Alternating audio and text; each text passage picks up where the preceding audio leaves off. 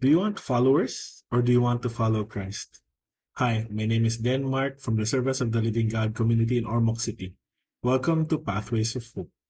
Today's reflection is taken from the Gospel of Luke, chapter 17, verses 7 to 10.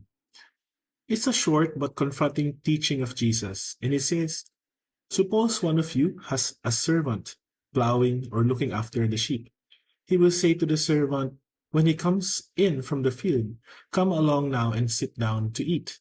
Won't he rather say, prepare my supper, get yourself ready, and wait on me while I eat and drink? After that you may eat and drink. Will he thank the servant because he did what he was told to do? So you also, when you have done everything you were told to do, should say, we are unworthy servants. We have only done our duty. This passage cuts straight into the heart of our modern world. We live in a generation where service must be posted, kindness must be photographed, generosity must be announced. Somewhere along the way, we stopped serving from obedience and started serving for attention. We don't just want to do good, we want to be seen doing good. But why do we crave for acknowledgement? Because we long to be seen. And if we don't find our identity in God, we end up searching for it in applause.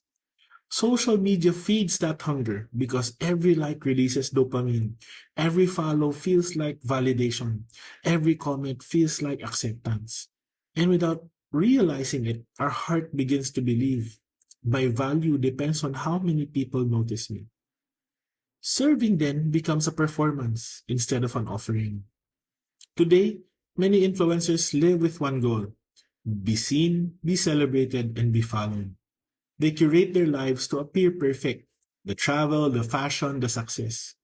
People want to live like them, thinking influence equals happiness. But if you ask them, many influencers would probably say in private, I feel alone. I feel pressure to always be interesting. If I disappear, no one might care for me. They have attention, but not peace. They're seen by millions, but known by no one. And there's another trend: people gaining influence simply because of their last name or their family's wealth. Let me be clear: being born into wealth or well-known family is not bad or sinful. It's not your fault if you're born into privilege. But what matters is this: what do you do with that privilege? Do you use it for yourself or do you use it to serve others? Privilege is not an identity, it's an opportunity to serve. God does not measure us by our starting point, He measures us by our faithfulness. I have two contrasting stories. One is Alex. Now, Alex built his online life around attention. He chased being admired, he chased clout, he chased the next big thing. He posted every detail and lived for the comments. People envied his lifestyle, but behind the screen, he was exhausted and anxious. One night he realized, millions know me, yet nobody knows my heart. He had visibility, but no joy. And the other story is about Lola Teresa. Now, she wasn't an influencer. She wasn't in pictures. She didn't post her service. She didn't care about recognition. Every Sunday before sunrise, she arrives early at a small church.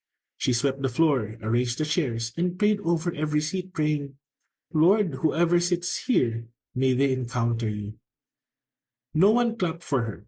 No one posted about her, but heaven noticed.